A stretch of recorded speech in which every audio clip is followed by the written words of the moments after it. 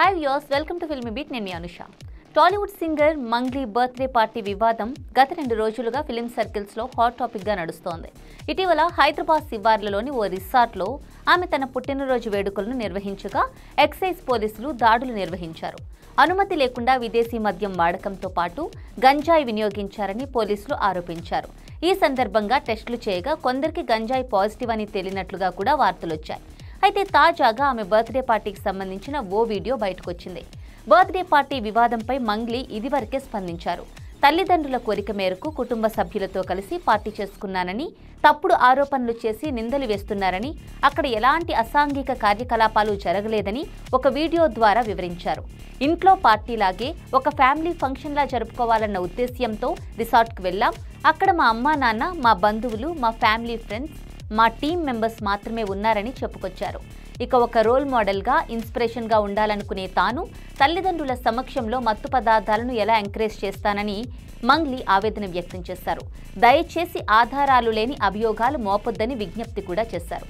అయితే Mangli birthday party video చూస్తుంటే ఆమె చెప్పినట్లు తన పేరెంట్స్ సమక్షంలోనే సెలబ్రేషన్స్ చేసుకున్నట్లు తెలుస్తోంది.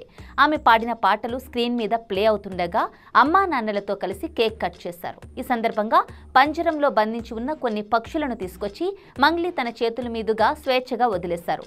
ఓ పావురాన్ని గాల్లోకి ఎగరేయడాన్ని కూడా మనం ఈ వీడియోలో చూడొచ్చు. అయితే చివరిగా వేద పండితులు వేద మంత్రాలు చదువుతూ ఆమెకు ఆశీర్వచనాలు అందజేశారు. ఈ వీడియో ప్రస్తుతం సోషల్ మీడియాలో వైరల్ అవుతోంది. ఇప్పటి వరకు సింగర్ మంగ్లీ బర్త్డే పార్టీలో విదేశీ మద్యం వినియోగించారని, గంజాయి సేవించారని నెటిజన్లు ఆమెను ట్రోల్ చేస్తూ వచ్చారు. కానీ ఈ వీడియో చూస్తుంటే పేరెంట్స్ సమక్షంలో వేద పండితులు వేద మంత్రాల సాక్షిగా పుట్టినరోజు వేడుక నిర్వహించారని అర్థమవుతోందని పాజిటివ్ కామెంట్స్ చేస్తున్నారు.